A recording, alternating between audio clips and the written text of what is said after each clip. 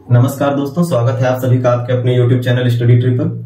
दोस्तों, पिछली क्लास में हम लोगों ने देखा था एसके हेल्मिंथेस समूह के बारे में और आज की क्लास में हम लोग पढ़ेंगे एनेलिडा समूह के बारे में। ठीक है, तो चलिए क्लास को प्रारंभ करते हैं। आज की जो क्लास है वो एनेलिडा से संबंधित है, महत्वपूर्ण है। कुछ इसके जो क्लास के कुछ तथ्य हैं वो काफी इंपॉर्टेंट है जिनको आपको ध्यान रखना है। क्लास को छोटी और कम से कम जो जरूरत की चीजें हैं उनको ध्यान में रखने के लिए जो जरूरी टर्म्स हैं उनको लिख लिया गया है। अब उसी को लेकर के हम लोग चर्चा कर रहे हैं, तो ध्यान रखेंगे। बात आती है एनेलिडा शब्द की, तो एनेलिडा को ध्यान रखिएगा। इस शब्द को सबसे पहले किसने दिया था? तो लैमार्क ने दिया था।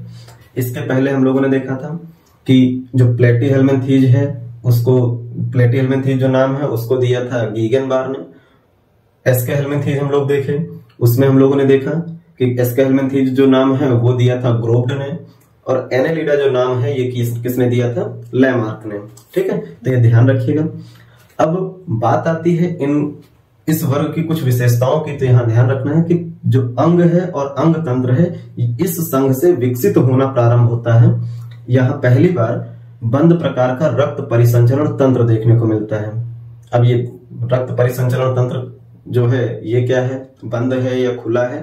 देखिए, मुख्यतः दो प्रकार के परिसंचरण तंत्र देखने को मिलते हैं। इस पर थोड़ा सा हम लोग चर्चा कर लेते हैं आगे करने से पूर्व, समझने से। देखिए, रक्त परिसंचरण की बात जब हम लोग करते हैं, परिसंचरण, ठीक है, तो रक्त परिसंचरण दो प्रकार से देखने को मिलता है मुख्य रूप से। एक बंद प्रकार का और दूसरा जो होता है वो खुला प्रकार का रक्त परिसंचरण देखने को मिलता है, खुला। ठीक है, दोनों में क्या अंतर है? तो बंद प्रकार के परिसंचरण तंत्र में जरूरी बात है कि जो रक्त है वो नसों में या रुधिर वाहिनियों में आपको बहते हुए दिखाई पड़ता है। साधारण जो शब्द जिसको सामान्यतः लोग प्रयोग करते हैं वो नसें हैं, लेकिन इन्हीं को अगर हम लोग बात करें तो इनको हम लोग रुधिर वाहिनियां कहते हैं। रुधिर वाहिनियां, तो रुधिर वाहिनियों में या कह लें साधारण भाषा में नसों में अगर रक्त बहता है, शरीर के पूरे हिस्से में रक्त बहने की बजाय पर्टिकुलर नलिकाओं में होकर के अगर रक्त बहता है तो उस प्रकार के रक्त की परिसंचरण को कहते हैं हम लोग बंद प्रकार का परिसंचरण, ब्लड सर्कुलेशन। इसको ब्लड सर्कुलेशन कहा जाता है। ठीक है, ये सर्कुलेशन है, इंग्लिश में लिख देते हैं ब्लड सर्कुलेशन। ठीक है, तो रक्त परिसंचरण नसों में अगर बहता है, वाहिनियों में बहता है तो बंद प्रकार का, और बिना नसों के पूरे बॉडी में अगर ब्लड फ्लो करने लगे, पूरे बॉडी में रक्त का प्रवाह होने लगे, तो ध्यान रखना है उस प्रकार से रक्त के प्रवाह को खुले प्रकार का परिसंचरण कहते हैं। तो अगर रक्त संपूर्ण शरीर में बहता है, प्रवाहित होता है, तो खुले प्रकार का परिसंचरण है। और अगर नसों या रुधिर वाहिनियों, सामान्यतः अगर हम लोग इस पर ज्यादा भी चर्चा नहीं कर रहे हैं, लेकिन अगर रुधिर वाहिनियों को आप लोग नाम देना चाहें तो आप लोग इन नामों से जानते होंगे, धमनी और सिरा के नाम से। धमनी यानी आर्टरीज, आर्टरीज, और सिरा मतलब वेन्स। ठीक है, वेन्स, तो धमनी और सिरा के नाम से जानते होंगे। तो अगर धमनी और सिरा नसों में रक्त बहता है, किसी वाहिनी में रक्त बहता है, तो उसको हम बंद प्रकार का परिसंचरण कहते हैं। लेकिन अगर नसों की बजाय पूरे शरीर में रक्त का प्रवाह हो तो उस प्रकार के परिसंचरण को खुले प्रकार का परिसंचरण कहते हैं। हम लोगों में एक तीसरे प्रकार का परिसंचरण पाया जाता है, मनुष्य में तीसरे प्रकार का परिसंचरण देखने को मिलता है, जिसको हम लोग दोहरा परिसंचरण तंत्र कहते हैं। दोहरे में बात करें तो बंद प्रकार का रक्त परिसंचरण होने के साथ साथ हम लोगों में एक और परिसंचरण होता है, वो होता है लसीका परिसंचरण तंत्र। ठीक है, लसीका परिसंचरण। इसलिए सवाल बनता है मनुष्य में किस प्रकार का परिसंचरण तंत्र पाया जाता है? तो बोलते हैं दोहरे रक्त परिसंचरण, यानी दोहरे प्रकार का रक्त परिसंचरण होता है। बंद और लसीका ये दो प्रकार के होते हैं मनुष्य को लेकर के। सामान्यतः बंद और खुले प्रकार का परिसंचरण हम लोग चर्चा में लेते हैं, क्योंकि अभी हम लोग एनेलिडा समूह की बात कर रहे हैं, इसलिए हम लोग इसी पे चर्चा कर रहे हैं। तो यहाँ ध्यान रखेंगे इस समूह की विशेषता क्या है। तो इस समूह की विशेषता है कि अंग और अंग तंत्र विकसित होंगे, साथ ही साथ बंद प्रकार का रक्त परिसंचरण पाया जाएगा, ये सबसे इंपॉर्टेंट है इस समूह का। साथ में इनका जो आवरण होता है ये पेरिटोनियम से घिरा होता है, यानी कि इनकी जो बाहर की आवरण होता है, शरीर का त्वचा होता है, वो पेरिटोनियम का बना होता है। आपको ध्यान रखना है श्वसन की क्रिया इनमें त्वचा के माध्यम से होती है। अभी तक पीछे जितने जंतु आएंगे उन सभी में हम लोग बोलेंगे कि त्वचा के माध्यम से ही श्वसन होती है। बस यहाँ पर त्वचा के साथ साथ एक शब्द और यूज कर लिया जाता है कभी कभी, वो होता है क्यूटिकल। ठीक है, क्यूटिकल, त्वचा को ही हम लोग क्यूटिकल के नाम से भी कह सकते हैं, प्रयोग में लेते हैं। तो त्वचा से श्वसन या क्यूटिकल से श्वसन किसमें देखने को मिलता है? एनालिडा से। इनकी कुछ जंतुओं में लार्वा अवस्था भी पाई जाती है जिसको ट्रैकोफोरा कहा जाता है। तो कुछ जंतुओं में आपको लार्वा अवस्था देखने को मिलती है जिसे हम लोग क्या कहते हैं? ट्रैकोफोरा कहते हैं। इनमें गमन के लिए कुछ विशेष प्रक्रिया होती है जिसको सीटी कहा जाता है। विशेष प्रक्रिया का मतलब केंचुआ वगैरह को आपने चलते हुए देखा होगा, तो पहले वो अपने पूरे शरीर को पीछे से खींचते हैं और उस मतलब शरीर को आगे बढ़ाते हैं, तो बाकी का हिस्सा बाद में वो पीछे से आगे खींचते हैं। और ऐसा इसलिए हो पाता है क्योंकि इनका जो शरीर होता है वो कई खंडों में बटा होता है, विखंडित होता है। तो ये चलने के लिए पहले शरीर को लंबा करते हैं और उसके बाद फिर खींच लेते हैं पीछे का हिस्सा। तो ये जो प्रक्रिया चलने की है, इस प्रक्रिया को हम लोग कहते हैं सीटी गमन। ठीक है, तो सीटी द्वारा चलना। इसके अलावा ये एनेलिडा संघ वो संघ है जिसके जंतुओं में कह सकते हैं हीमोग्लोबिन जो है वो पाया जाता है, लेकिन हीमोग्लोबिन आरबीसी में ना होकर के प्लाज्मा में घुला होता है। यहाँ पे छोटा सा कंटेक्स्ट ले रहे हैं जिससे कंफ्यूजन ना रहे आप लोगों को, कि जब हम लोग ब्लड को पढ़ते हैं ना, रक्त को पढ़ते हैं, तो रक्त में मुख्य रूप से दो चीजें होती हैं। एक होता है प्लाज्मा,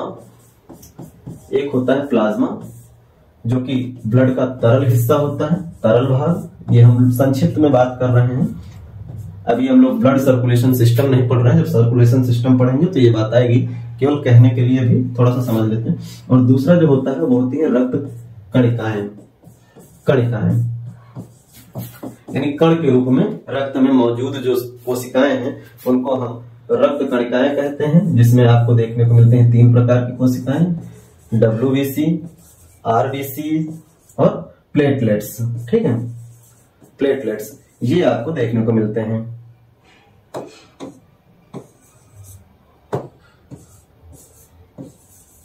प्लेटलेट्स, तो WBC, RBC और प्लेटलेट्स आपको दिखाई पड़ते हैं, रक्त कणिकाएं हैं। प्लाज्मा जो तरल भाग है, तो ब्लड इन दो चीजों से मिलकर के बना होता है। अगर हम थोड़ा सा इसको बताने का प्रयास करें, तो अगर ये ब्लड वेसल है और इसमें तरल भाग को प्रवाहित कराएं, ठीक है, इस तरीके से इसमें तरल भाग होता है जो पीले रंग का होता है, प्लाज्मा जिसको कहा जाता है, लिक्विड, और इसी में कणिकाएं देखने को मिलती हैं, कणिकाएं जो इसमें प्रवाहित होती रहती हैं। ठीक है, और ये जो कणिकाएं हैं, यही कणिकाएं RBC, WBC, प्लेटलेट्स होती हैं, जो कुल रक्त का 45% होती हैं, जबकि प्लाज्मा जो होता है ये कुल रक्त का 55% होता है। तो 55% प्लाज्मा और 45% कणिकाएं मिलकर के कंप्लीट रक्त को निर्मित करती हैं। ये हम लोगों के शरीर में देखने को मिलता है, हम लोगों के शरीर से मतलब जितने उच्च वर्ग के जंतु हैं उनमें देखने को मिलता है। तो इन्हीं कणिकाओं में से जो RBC होता है, इसी RBC में एक वर्णक होता है, रंग देने वाला पदार्थ। ये कह लें कि यही वो पदार्थ भी है जो श्वसन की क्रिया में ऑक्सीजन का परिवहन और कार्बन डाइऑक्साइड का परिवहन भी करता है। तो ये होता है हीमोग्लोबिन, और हीमोग्लोबिन जो है इसी के कारण ही रक्त लाल होता है, क्योंकि ये जो हीमोग्लोबिन है ये आयरन का बना होता है, और आयरन हीमोग्लोबिन को लाल करता है और हीमोग्लोबिन RBC को लाल कर देता है। एक्चुअल में अगर सही जवाब देखा जाए तो यहाँ से कुछ और जानकारियां आप निकाल सकते हो। हीमोग्लोबिन का वास्तविक रंग जो होता है, वास्तविक रंग, ठीक, ये अगर आपसे कहा जाए तो ये वास्तव में बैंगनी होता है, लाल नहीं होता है, वायलेट कलर होता है। ठीक है, हीमोग्लोबिन का एक्चुअल रंग क्या होता है? वायलेट होता है। एक्स्ट्रा पॉइंट्स हैं, फैक्ट्स हैं जिनको आप ध्यान रख सकते हैं। ठीक है, तो अब बात आती है कि आखिर में फिर हीमोग्लोबिन अगर बैगनी कलर का होता है तो इसको लाल रंग इससे कैसे आता है। तो यहाँ ध्यान रखना है कि हीमोग्लोबिन जो होता है जब ये ऑक्सीजन से क्रिया करता है तो ये ऑक्सी हीमोग्लोबिन बनाता है, ऑक्सी हीमोग्लोबिन। और ये जो ऑक्सी हीमोग्लोबिन है इसी का कलर कैसा होता है, लाल होता है। तो हीमोग्लोबिन ऑक्सीजन के साथ क्रिया करके लाल रंग देता है, जबकि हीमोग्लोबिन का वास्तविक रंग बैगनी होता है। अब इसी को यहाँ पर देखें तो यहाँ ध्यान रखेंगे कि केंचुआ में हीमोग्लोबिन तो होता है, हीमोग्लोबिन तो होता है, लेकिन वो आरबीसी में नहीं पाया जाता क्योंकि अभी इनमें कणिकाएं नहीं पाई जाएंगी। केवल प्लाज्मा पाया जाएगा, बंद प्रकार का परिसंचरण तंत्र होगा लेकिन उसमें केवल प्लाज्मा होगा, आरबीसी डब्ल्यूबीसी ये सब नहीं होगी। इसलिए आरबीसी में पाया जाने वाला जो वर्णक है हीमोग्लोबिन वो सीधे प्लाज्मा में घुलित अवस्था में पाया जाता है। मोस्ट इंपॉर्टेंट सवाल है, आपको ध्यान रखना है, पूछा जाता है एनेलिडा वर्ग में हीमोग्लोबिन कहाँ पाया जाता है, तो ध्यान रखना है प्लाज्मा में घुलित अवस्था में देखने को मिलता है। ये एनेलिडा संघ के कुछ प्रमुख तथ्य थे। आगे बात करें, ठीक है, तो ये अब इसके एग्जाम्पल देख लेते हैं। एग्जाम्पल मुख्य रूप से केंचुआ आपको देखने को मिलता है। एनेलिडा संघ का सबसे प्रमुख एग्जाम्पल जो सबसे ज्यादा सवाल बनाता है केंचुआ, इसको लेके कई सवाल बनते हैं। सबसे पहले तो इसका वैज्ञानिक नाम ही पूछ लेता है, वैज्ञानिक नाम। और सबसे शुरुआत में हमने आपको वैज्ञानिक नाम लिखाया है तो वहां पे हमने केंचुआ का वैज्ञानिक नाम भी लिखाया था, याद हो आपको। तो हम लोगों ने वैज्ञानिक नाम लिखा था फेरिटिमा पोस्थुमा, ठीक है, फेरिटिमा पोस्थुमा। और वहीं पे आपको ये भी हमने बताया था, शुरू में जो वर्गीकरण की शुरुआत की थी तो हम लोगों ने पढ़ा था कि जो पहला शब्द होता है ये वंश का नाम होता है, जो दूसरा शब्द होता है ये जाति का नाम होता है। द्विनाम पद्धति जब हम लोगों ने पढ़ा था कैरोलस लिनियस का।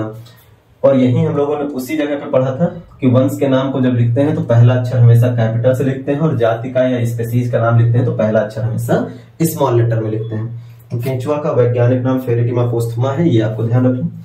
इसके अलावा केंचुआ को लेकर के कई सब पॉइंट होते हैं कि केंचुआ को किन किन अन्य नामों से जाना जाता है। ध्यान रखेंगे, केंचुआ को किसानों का मित्र, किसानों का मित्र, प्रकृति का हलवाहा,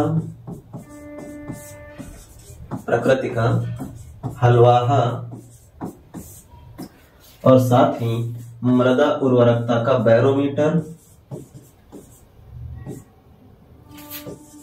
मृदा उर्वरकता का बैरोमीटर, इन कुछ विशेष नामों से जाना जाता है। मृदा उर्वरकता के बैरोमीटर और कुछ नामों से जाना जाता है। किसानों का मित्र या प्रकृति का हलवाहा क्यों कहते हैं, क्योंकि केंचुआ जो होते हैं ये मिट्टी को खोद करके जो मिट्टी को खोद करके ये क्या काम करते हैं। देखो,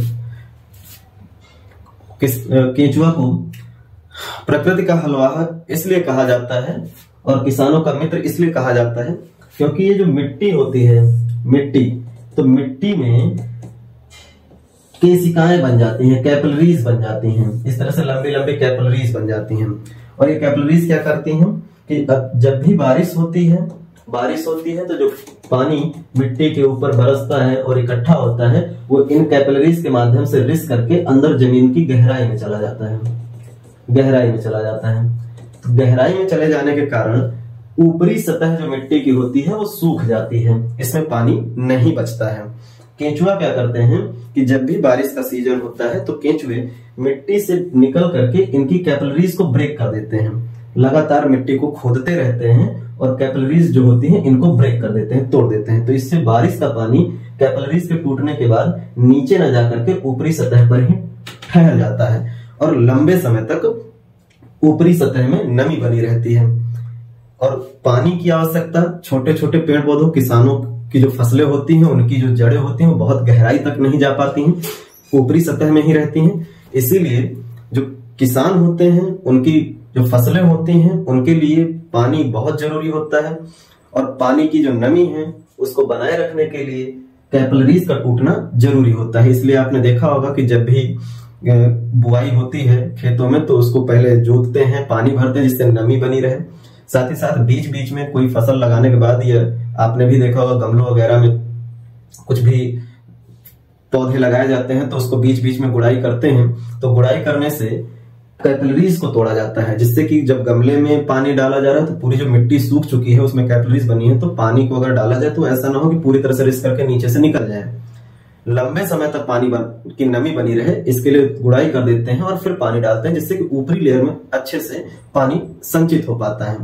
तो यही कार्य केंचुए करते हैं मिट्टी की गुड़ाई करने का, इसलिए इनको प्रकृति का हलवाहा कहा जाता है और किसानों का मित्र कहा जाता है। साथ ही इनको मृदा उर्वरकता का बैरोमीटर कहा जाता है। बैरोमीटर इसलिए कहा जाता है मृदा उर्वरकता का क्योंकि केंचुए जिस मिट्टी में पाए जाएंगे, जिस जगह पे पाए जाते हैं, उस मिट्टी में ये नाइट्रोजन की पूर्ति करते हैं, क्योंकि इनका जो अपशिष्ट होता है, एक्सक्रीटरी मटेरियल होता है, वो अमोनिया होता है। ठीक है, तो ये जब मिट्टी को खाते हैं और उससे जरूरी पोषक तत्व तो प्राप्त कर लेते हैं और उसी मिट्टी को वापस शरीर से बाहर त्यागते हैं, तो उसमें अपने एक्सक्रीटरी पदार्थ अमोनिया को मिक्स कर देते हैं, जिससे मिट्टी में नाइट्रोजन की पूर्ति हो जाती है। और नाइट्रोजन पेड़ पौधों के ग्रोथ के लिए बहुत जरूरी होता है। पेड़ पौधों ही क्यों, हम लोगों की ग्रोथ के लिए भी नाइट्रोजन बहुत आवश्यक है, क्योंकि नाइट्रोजन ही प्रोटीन का मुख्य कह सकते हैं तत्व है, जिसके कारण प्रोटीन बनता है। ठीक है, तो अगर प्रोटीन नहीं होगा तो हमारे शरीर की कोशिकाओं की वृद्धि नहीं होगी, कोशिकाओं की टूट फूट होगी तो मरम्मत नहीं हो पाएगी। इन सब के लिए प्रोटीन की जरूरत होती है। और पेड़ पौधे जो नाइट्रोजन है वो मिट्टी से ही प्राप्त करते हैं, नाइट्रेट के फॉर्म में, डायरेक्ट एटमॉस्फेयर से नहीं लेते हैं। एटमॉस्फेयर में आपको भले ही नाइट्रोजन दिखाई पड़ जाता है सर्वाधिक मात्रा में 78% में, लेकिन एटमॉस्फेयर से डायरेक्ट पेड़ पौधों को नाइट्रोजन नहीं मिलता है। इसलिए पेड़ पौधे जमीन से जो नाइट्रोजन नाइट्रेट के रूप में एकत्रित होता है, ये नाइट्रोजन साइकिल की एक प्रोसेस है जिसमें हम लोग कई सारी चीजों को देखते हैं। तो जब हम लोग नाइट्रोजन साइकिल को देखेंगे तो हम इस पर आराम से चर्चा कर लेंगे। अभी केवल इस बात पे ध्यान रखना है कि पेड़ पौधे क्या करते हैं, मिट्टी से ही नाइट्रोजन लेते हैं। किस फॉर्म में लेते हैं, नाइट्रेट के फॉर्म में लेते हैं, नाइट्रोजन नहीं, नाइट्रेट। और फिर उससे अपने लिए प्रोटीन बनाते हैं और प्रोटीन बना करके खुद की विकास और वृद्धि करते हैं और फिर जरूरी पोषक तत्व संचित करते हैं। जो प्रोटीन वाले पेड़ पौधे होते हैं, प्रोटीन देने वाले, जिनको हम लेग्यूम कुल के पौधे कहते हैं, जिसमें आप अरहर, मूंग, है ना, उड़द, इस तरह के जो देखते हैं, ये लेग्यूम कुल के, जो लेग्यूमिनेसी कुल या लेग्यूम कुल जिनको कहा जाता है, इस कुल के जो पौधे होते हैं उनकी जड़ों में कुछ गांठें पाई जाती हैं और उन गांठों में कुछ विशेष प्रकार के जीवाणु पाए जाते हैं, जिसमें अक्सर नाम आता है राइजोबियम, लेग्यूमिनिसोरम,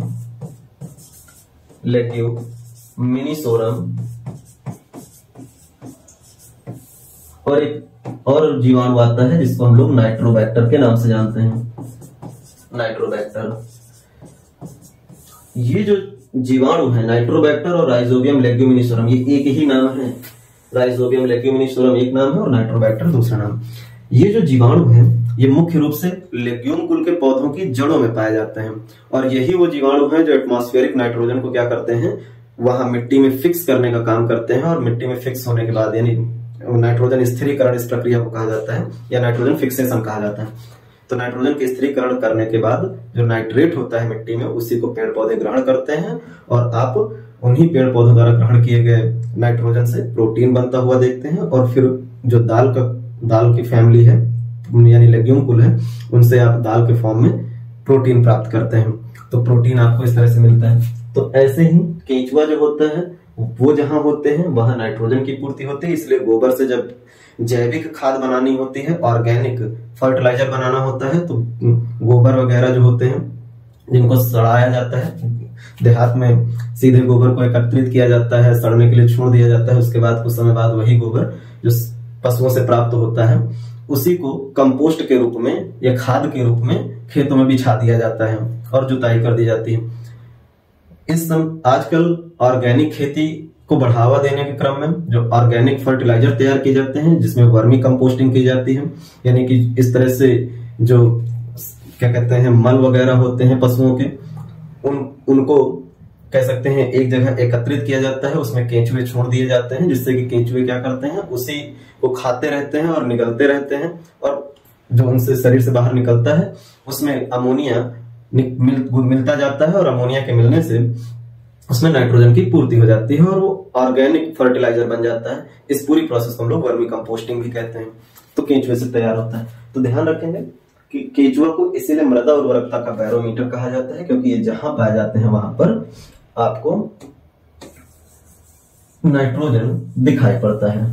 ठीक है, किसानों का मित्र, मृदा उर्वरकता का बैरोमीटर, और साथ ही साथ और कौन से नाम से जाना जाता है? प्रकृति का फलवाहा। अब दूसरा आते हैं, ये है एफ्रोडाइट। एफ्रोडाइट को लेकर के सवाल पूछा जाता है, इसे कहा जाता है समुद्री चूहा, सी रैट। समुद्री चूहा अगर आपसे सवाल किया जाए किसको कहा जाता है? एफ्रोडाइट को कहा जाता है। इसके पहले हम लोगों ने सबसे ज्यादा सीलेंट्रेटा समूह में हम लोगों ने इस तरह के सवाल देखे थे अभी तक, जो कि समुद्री पंखा किसको कहा जाता है, तो नाम आया था गोर्गोनिया। समुद्री पेन किसको कहा जाता है, तो नाम आया था पेनाटुला। समुद्री एनीमोन किसको कहा जाता है, तो मेट्रीडियम, है ना। तो इस तरीके से नाम आए थे वहां पे। जेलीफिश जो है वो ऑरेलिया, फाइसेलिया को पुर्तगाल का लड़ाकू योद्धा कहा गया। उसी तरह यहाँ पर समुद्री चूहा अगर पूछा जाए किसको कहा जाता है, तो नाम क्या आएगा? एफ्रोडाइट। ठीक है, फिर आता है जोंक। जोंक को अगर हम लोग कहें तो इसी को हम लोग हिरुडिन भी कहते हैं, हिरुडिन। और सबसे महत्वपूर्ण बात है कि इससे एक रसायन प्राप्त किया जाता है जोंक से, और उस रसायन का नाम है हिरुडिनेरिया। सॉरी,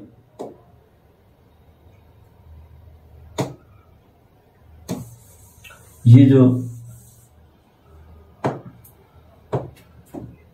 अगला जो नाम आता है वो है जोंक। और जोंक की जब हम लोग बात करते हैं तो जोंक को हम लोग जिस नाम से जानते हैं वो है हिरुडिनेरिया, हिरुडिनेरिया, हिरुडिनेरिया।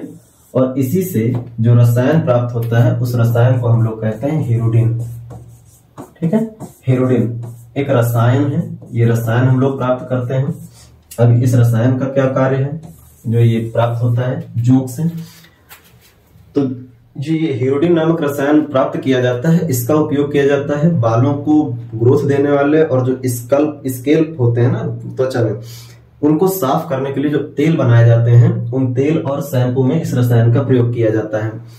ठीक है, तो हिरुडिन रसायन का प्रयोग बाल को साफ करने के लिए, बालों को ग्रोथ देने के लिए जो तेल और शैम्पू बनाए जाते हैं, उस शैम्पू या तेल में हिरुडिन रसायन प्रयोग किया जाता है, जो कि प्राप्त किया जाता है हिरुडिनेरिया या जोंक से।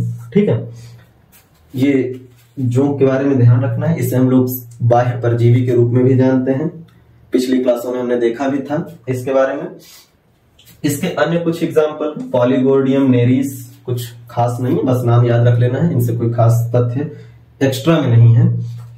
तस्वीर अगर देखें तो ये आपको जो देखने को मिलता है ये है एफ्रोडाइट। ठीक है, एफ्रोडाइट आपको देखने को मिलता है।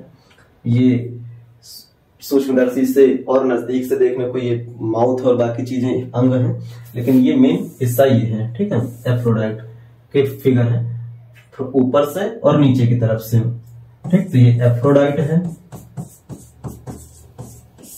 जबकि अगर हम लोग बात करें तो ये आपको देखने को मिलता है, ये है नेरिस, नेरिस। ठीक है, नेरिस आपको देखने को मिलता है। बाकी जोंक को तो आप जानते ही होंगे, सबने देखा है।